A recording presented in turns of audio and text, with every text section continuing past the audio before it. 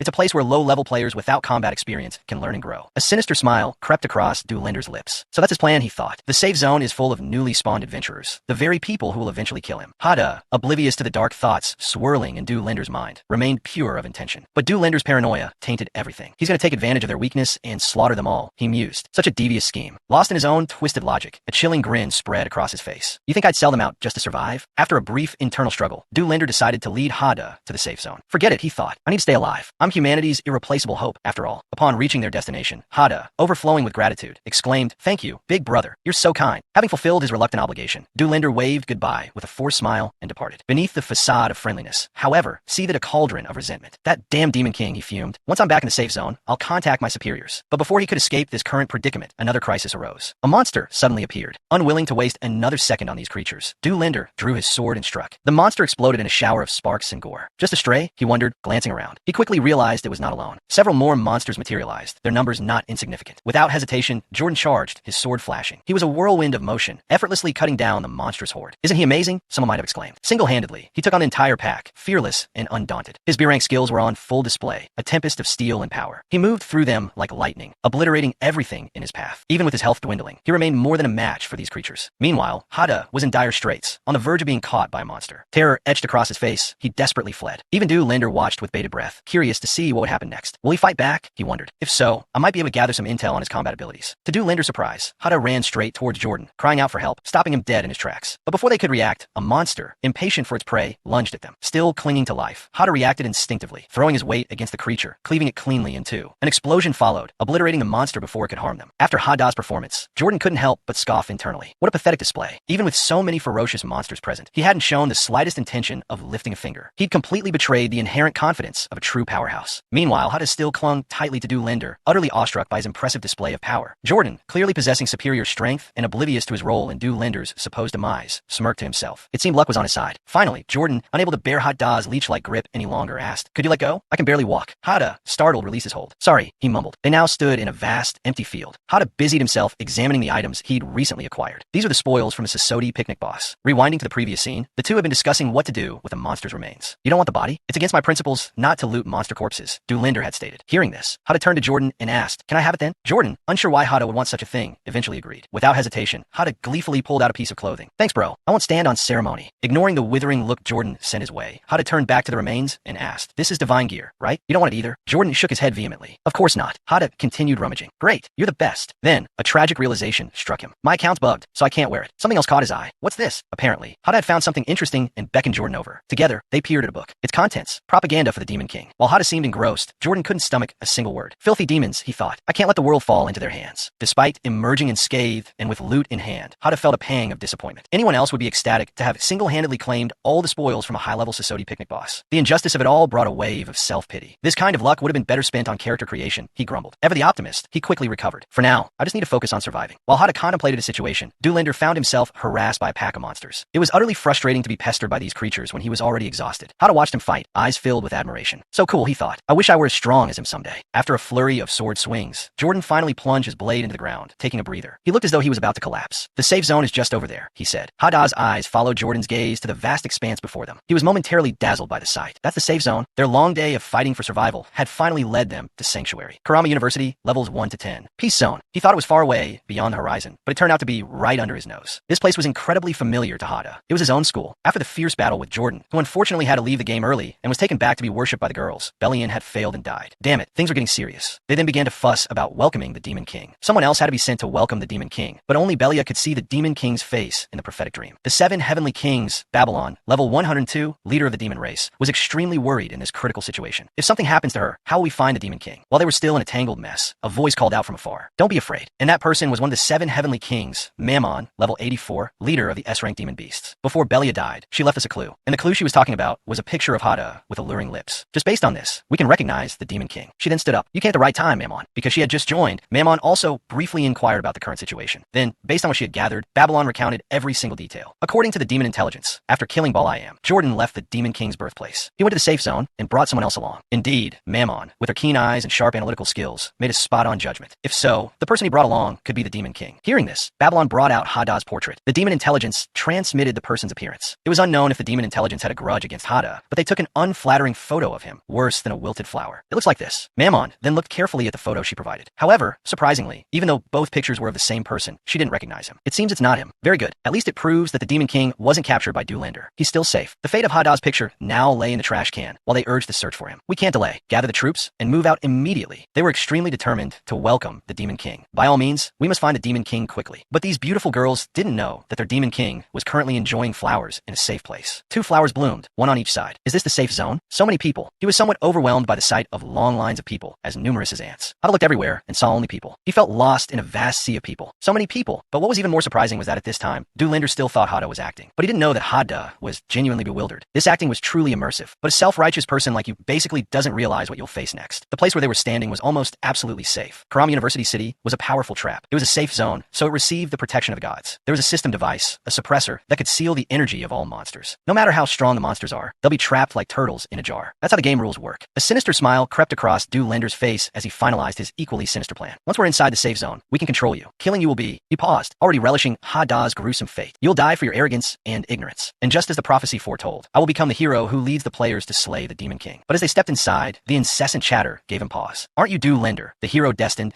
to slay the Demon King, according to the prophecy?" The NPCs showered him with praise, leaving him feeling like he was floating on cloud 9. To think that the great Du Linder would grace us with his presence. "We are truly blessed. We heard you went to the Demon King's birthplace to kill him in his cradle. Did it go well? Did you tear that vile creature to shreds?" Du Linder held a finger to his lips, silencing their enthusiastic babble. They quickly turned their attention to Hada. "So, this is the big guy with that kind of setup. Impressive. What do you think, kid? Now you see how it's done." Then, they gestured towards Jordan, eager to sing his praises. "This is the hope of humanity. Jordan, the one prophesied to lead the players in slaying the Demon King." But the NPCs weren't finished. They turned back to Du Linder. "Master Du Linder, the beast seal has been completed in the safe zone." Unable to contain himself, one particularly talkative NPC continued to chatter at Hada. "Do you know about the beast seal? It can seal." Du Linder, seething with irritation at their incessant prattle, snapped, "Stop forcing dialogue." He lunged forward, grabbing the NPC by the throat and shaking him violently. Are you trying to destroy the world? After being thoroughly scolded by Jordan, the NPCs looked dejected. What do we do wrong? After spending some time with Jordan, Hada found himself filled with admiration. If only I could be a hero like him. In his eyes, Jordan was everything he aspired to be. He's so strong and righteous. Unbeknownst to Hada, Jordan was silently plotting his demise. This righteous hero thought, killing you is just a small step away. You're about to lose your head, kid. Just one more step, and victory will belong to the forces of good. In the next instant, everything was in place. Activate the beast seal. Their plan was finally underway. As the power of the system surged, Hada, still oblivious to what was happening, looked around in confusion. What? The power of the system? The two were in separate spaces, divided by a high-tech barrier. But to their surprise, the old man who initiated the seal expected Hada to be obliterated. Yet nothing happened. Why isn't anything happening? Actually, something was happening, just not to Hada. The target was the building itself. Cracks began to spiderweb across the beast seal, spreading rapidly as if under immense pressure. Doolender's face contorted in a grimace. Could it be? He's a being that even the system can't restrain? This isn't good at all. While Jordan was still utterly bewildered, Hada spoke up. So, this is the power of the system.